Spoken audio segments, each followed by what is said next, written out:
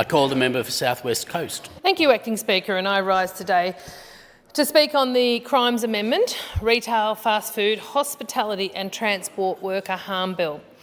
Now, the purpose of this legislation is to amend the Crimes Acts of 1958 and the Summary Offences Act of 1966 and the Youth Justice Act of 2024 to create a new worker harm offences for assaults, threats and abusive behaviours directed at customer-facing workers in retail, fast food, hospitality and passenger transport industries. It also expands the definition of aggravated burglary to include ram raids as a direct response to the rampant occurrence of this tactic in the illicit tobacco wars playing out in this state. Now, we are not immune to this in the regions or indeed in South West Coast. The bill also inserts a review mechanism for the worker harm provisions and makes consequential definitional changes across legislation. Now, this all sounds great, but if you look at the details, which is often the case with Labor's bills, the reality is that this legislation falls terribly short. The penalties proposed are weak. The bill does not increase the penalty for assaulting workers. It simply expands the definition of indictable assault. Now, that makes no difference, no tangible difference to the protections retail workers actually receive.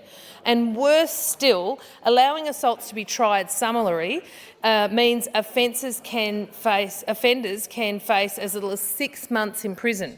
Now, previously, under existing indictable assault charges, the penalty was 5 years. So that's a significant downgrade, not an upgrade. In South West Coast, the reality of retail crime is confronting and deeply troubling. I've spoken directly with Coles staff in Warrnambool and I've witnessed the shop footage of a young worker being violently assaulted while doing their job. I've spoken to this young person and actually hearing how they were affected was quite disturbing. In another appalling case, an offender who had already damaged a local food shop, who was out on bail, turned on innocent shoppers and even went so far as to kick a baby in a pram. These are not isolated incidents. They are clear evidence of a system that is failing to protect frontline workers and the community. The challenges of retail crime cannot be separated from the broader social crisis we are facing: homelessness and the lack of mental health services.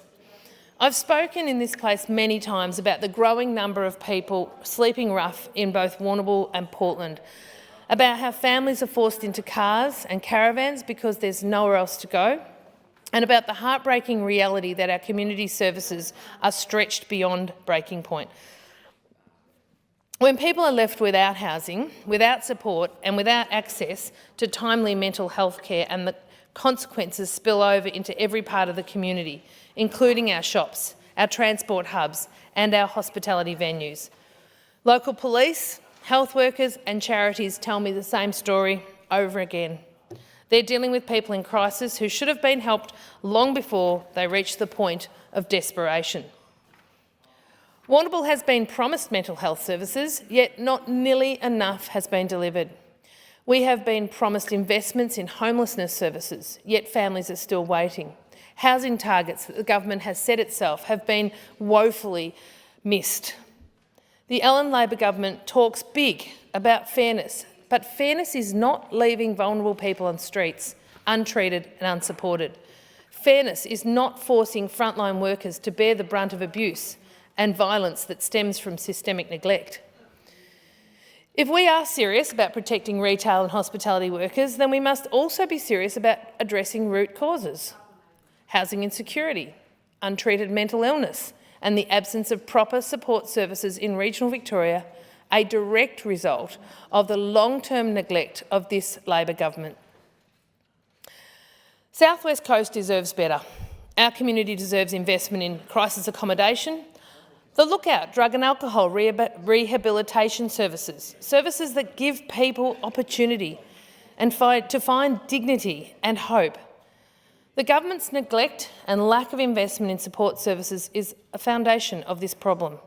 And until this is addressed, Retail crime will remain a symptom of a much deeper problem that this government continues to ignore. And these are not isolated events. They are part of a growing pattern of violence and abuse directed at frontline workers.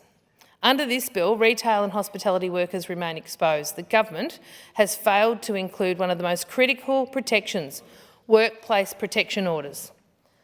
These orders would give the courts the power to stop high-harm repeat offenders from entering or harassing retail workplaces, providing targeted safeguards where existing measures have proven inadequate. And we know exactly why this matters. In Portland, a local bike shop was broken into, its front window smashed and the offender arrested the same night. Yet, before the owner could even board up the damage, the same individual brazenly returned to the scene, taunting the shopkeeper with his freedom.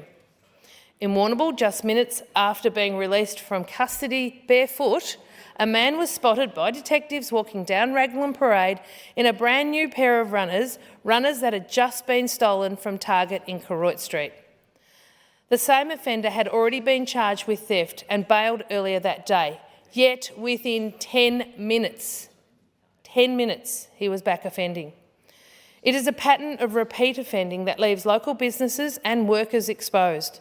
When offenders can walk out of custody and immediately commit another crime, it shows how weak penalties and missing protections are failing our communities.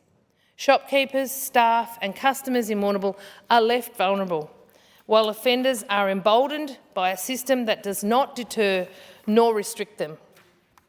This is exactly why workplace protection orders and stronger sentencing provisions are needed. Because without them, frontline workers and small business owners in South West Coast will continue to pay the price for this government's inaction. That is the reality of weak laws and missing protections. Hard-working business owners left vulnerable, offenders emboldened and communities shaken. Workplace protection orders are already being considered in South Australia and Western Australia, and in the ATC they have shown that they can deliver safer workplaces. Major retailers, Woolworths, Myers, Kmart, 7-Eleven and Bunnings have all called for workplace protection orders. The Shop, Distributive and Allies Employees Association has called for them. But this government has ignored these calls until overwhelming pressure forced a rushed backflip. And even then, they failed to conclude them in this bill. Another glaring gap is enforcement. Protective Services Officers, or PSOs, who are present in many of our communities, do not have the powers to act in these situations. They are left standing by while workers and shoppers are threatened and assaulted. Our local police try their best, but they too are hamstrung by lack of resources. This is unacceptable. The people of South West Coast deserve better. Retail workers, hospitality staff, transport workers, they should not have to go to work fearing abuse, threats or violence. The Coalition will move amendments to strengthen this bill. We will push for tougher penalties and the inclusion of workplace protection orders. But we will not oppose the bill because doing nothing is not an option. This government talks about fairness, but fairness does not leave staff in Warrnambool in shops like Coles, Woolworths, Bargain Buyers, the Lifeline Op Shop, the chemist, the burger shop to fend off assaults. Fairness is not telling families in my electorate that a pram with a baby in it being kicked when mums are simply having a coffee is just part of life. Fairness is delivering strong laws, strong protections and strong enforcement. South West Coast deserves a government that takes retail crime seriously, and this bill, as it stands, does not do that.